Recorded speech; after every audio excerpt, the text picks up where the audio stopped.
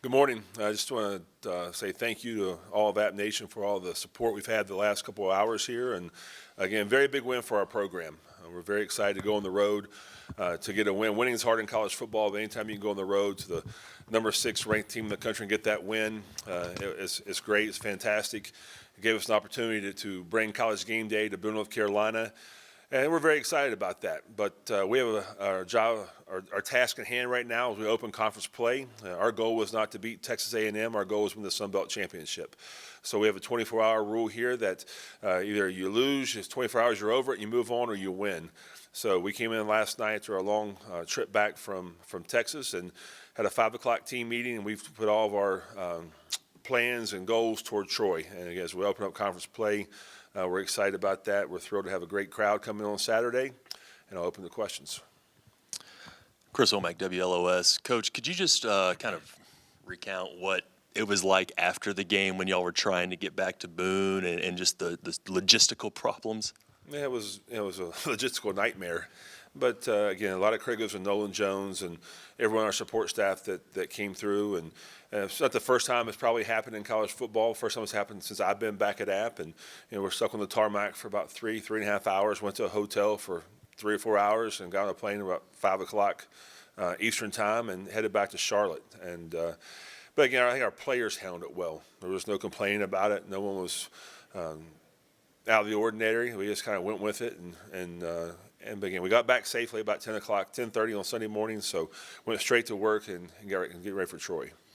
With game day coming to town, number one, it's kind of an easy question. How big is this for your program? And then secondly, what do you hope the nation sees and learns about Boone while they're watching? Well, it's be my first time involved with College Game Day, but I think it's a great opportunity to show off Boone, North Carolina, the culture, the tradition we have here in our program, and that's exciting. I mean, anytime you can do a first, it's always about doing the first thing. We've done a lot of great things at App State, but I think it's great to show off our town, our community of Boone, North Carolina, show off our program, what we've been able to do, have sustained success over so long, and I think that's special. And we're going to enjoy the moment we have, but again, it goes back to getting for Troy, and that's the big picture. Defensively, obviously, huge improvement from week 1 to week 2. What do you think was the biggest catalyst for that improved performance? Again, our kids were not satisfied with the North Carolina performance on defense, and I said this in the press conference after the Carolina game. It was not an effort problem, it was an execution problem. And our kids, we came back in on that Sunday after North Carolina and showed the film to those guys, and they realized they didn't play well. But it wasn't about effort, it was about execution. And we were able to execute this past week. Our defense played fantastic. I thought Coach Jones and his staff did a fantastic job of having a great game plan. And the best defense is a good offense. And when you have the ball for 41 and a half minutes to their 18 and a half minutes, that gives you less opportunities for A&M to score touchdowns. I thought our defense, they had 2 turnovers. We scored on both of those turnovers, and that was the key to victory. In the early looking at Troy, what jumps out about them? I tell you, their defense is much improved. Coach Summerall came from Kentucky, and those guys are playing at a high level. They have a quarterback who can throw it. They're excellent on special teams. And, again, the Sun Belt in a whole is a tough to win. I don't care where you're at. But, it's those teams are better. We're better now. And those games got a lot tougher. So we have our work cut out for us. I know those guys will be ready to play, and so are our guys.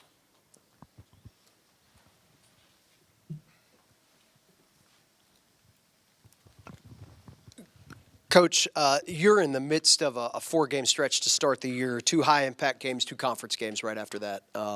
Certainly, you've seen a lot in these first 2. What are you still hoping to see as you move into conference play? Can you be an accurate judge of what you think you've got yet, or do you still need a little bit more to determine that? Well, we need more games to determine, but we have a lot to improve on. Even though we played very well in all 3 phases this past weekend, if you look just specifically at offense, our offensive line didn't play as well as we could have. I think it played hard. Our tight ends blocked very well. We need to get those guys more involved in the offense. Chase made good reads. We have to make those tough catches. And we knew going into the game that there was going to be limited opportunities for explosive plays. but we had to cash in on those opportunities. I mean, you look at like the score, there's 2 chances we should have scored touchdowns that we either bobbled the ball, didn't get our foot in, things we practiced as a whole. But again, we have a lot to improve on. Both games were high scoring. Carolina was 63-61. This is 17-14. So we're going to have those kind of games throughout the year. And it's just exciting for us to watch us play complementary football this past weekend. You mentioned special teams from Troy. You go back in that game Saturday, and there were a couple of special teams plays that your guys made, especially in terms of field position. And that seems to be a theme over the first 2 weeks. Does that underscore the importance of special teams dictating the other team's starting point to determine your own success? We put a big emphasis on special teams here. And probably the play of the game that no one really realized was Clayton Howe. With the high snap, and not only did he jump for Clayton very high, it was about 6-7 inches for Clayton, but he turned the field over in that spot, and then that was a big momentum play for us. That could have went the wrong way in a hurry if we had a bad snap, and they could score a touchdown, changes the complicity of the game. But I thought Michael Hughes hit the ball well on kickoffs. There's one on our kickoff team that we miss a tackle. We fall down in the collapse zone, and that resulted in a touchdown for A&M. So it's going to be that's going to be one. You have to win 2 of the 3 phases to be successful, and special teams is always a phase that we strive to win. Kenneth Reese with WataugaOnline.com. Talk about your experience coaching. This is bound to be the most roller coaster last week and a half or so of your entire career, right? I mean, you've been in the national news with the Carolina game, the national sports scene with this game. I mean, just talk a little bit about what that roller coaster's been like. I think you do a very good job of keeping a level head. I think anytime you coach in college football, especially when the head coach, there's highs and lows. You have to be able to meet somewhere in the middle.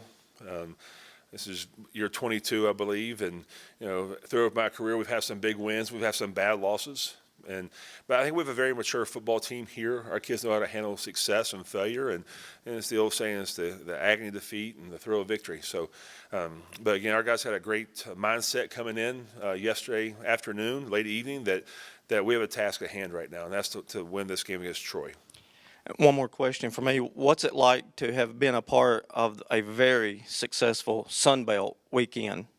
I'm very proud of the Sun Belt.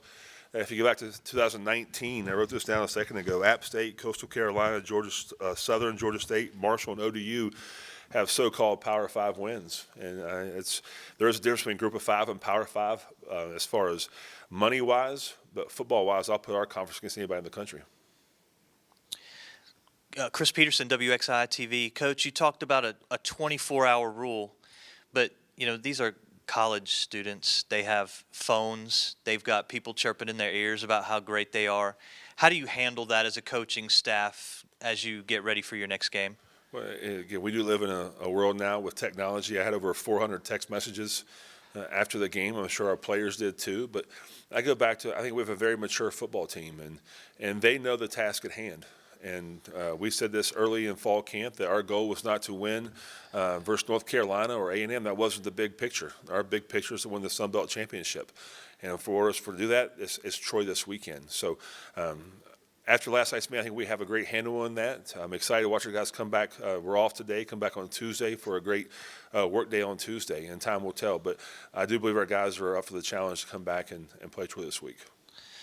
You touched on it a little bit when you asked about the defense, but what a turnaround from one week to the next. I mean, was there anything in particular that you saw with the defense this week that you didn't have last week against Texas A&M? Execution. Again, we had great effort against North Carolina, but execution was good. I mean, we were in the right gaps, and anytime when you're in a 3-4 defense, if you don't fit the right gap the right way every single time, though you can have big chunk plays. And I thought our defensive staff did a great job of simplifying the game plan and let our kids play. And you could watch out there, our guys were playing fast. Jalen McLeod and Nick Hampton on the edge. The unsung heroes, Jordan Earl. I mean, he doesn't get much stats, but he does a great job of collecting both A gaps in the run game, and he got some push at the nose guard and pass plays. And I thought our linebackers did fantastic. Our corners and safeties played well. And again, I think it goes back just to the execution part. Our kids executed and gave us a chance to win on Saturday. A lot is made about the level of talent. You know, you played North Carolina, you played A&M, and just the 5-star recruits and that they have. But what does it say about your team going up against that kind of talent and still winning winning a football game? You can't put a star on talent. I mean, that's usually someone gives someone a star doesn't know anything about football. And we trust our own eyes here at Appalachian State. We do the recruiting the right way. We do a highlight tape. We also do a 2-game look as in recruiting to make sure they're our kind of guys. And we put the onus back on the head football coach. Does he love football? And that's paid for us, pay off through the years here at Appalachian State. We'll continue to do that. But I don't get caught up in the stars. I mean, if you look back over time, our highest recruits were a 3-star, maybe 1 4-star. And we just get our kind of guys that love football and want to come to this university and get a world-class degree. Lastly, some of the video that I've seen from over the weekend is pretty fun. Kids jumping in the duck pond and you know the crowd on King Street. When you and your team see that, what does that do for you guys when you're seeing the fans and the students just go crazy like that? I'm not sure if there's anything for me personally because we had to get back and get working on Troy, but I think it's great for our community, great for our school. Those guys can celebrate. We have a very passionate fan base here, a fan base that loves football, a student section that loves football, and that's good to see. And hopefully we have a chance to win this Saturday and we can do it again. You're Giant Slayers again. So does this make things harder for your university as far as getting teams to want to play you? What do you think that does as far as that's concerned? I'm not sure why you wouldn't want to play Appalachian State. The way our fan base travels, the way we have great games versus these programs, and you know we've heard. From what I've heard, people say, "Why would you play Appalachian State?" And my answer to them, "Why wouldn't you play Appalachian State?" Again, we have a great product, we have a great program, and we're going to fill up your stadium. So let's keep playing these games. I'm a big advocate of playing in-state games. I think we should play every Division I team in this state, and we'll play an FCS team as well. I think it's great for the state of North Carolina. It's great for college football, and it's great for both fan bases. Shawn, can you just address maybe the overall health of your team, how you feel coming out of the Texas trip? And obviously there were some guys that had a chance to step up and step in that did well on Saturday. Well, if David Ware was here, I'd answer that. He'd ask that question, but since you did, again, you know, we have a few bangs and bruises. Everyone's asking about Trey Cobb. Trey Cobb was back at practice yesterday. Nate Noel was back at practice yesterday. So as of today at noon on Monday, everyone's a go right now. I know Scott and our doctors do a fantastic job in the rehab and evaluation process of our players, and we'll have an answer for you tomorrow afternoon. I did try to enter Dave's mindset. When you guys control possession like you did, and I think everybody thinks, well, you know, the defense wears out, how does the offense maintain, whether it's the freshness or whatever, for 9-minute drives or whatever, whether it's up front or skill possession, to still be effective offensively and keep those drives plugging along? I think a lot of credit goes to our strength staff, Brad Boswell and his staff. Brad by Atlantic, because me and Brad's around here. And then Megan Morley. I think that's part of our program, what we do, the nutritional side of things. We have a full-time nutritionist for football only that is able to, you know, your body's like a car. The better gas you put in it, the better you're going to perform. And we do that on a weekly basis. We test hydration levels. We make sure we're eating the right thing. Because of Doug and our chancellor, we're able to feed our players extra meals. And that's paid dividends for us. You know, college kids don't want to eat.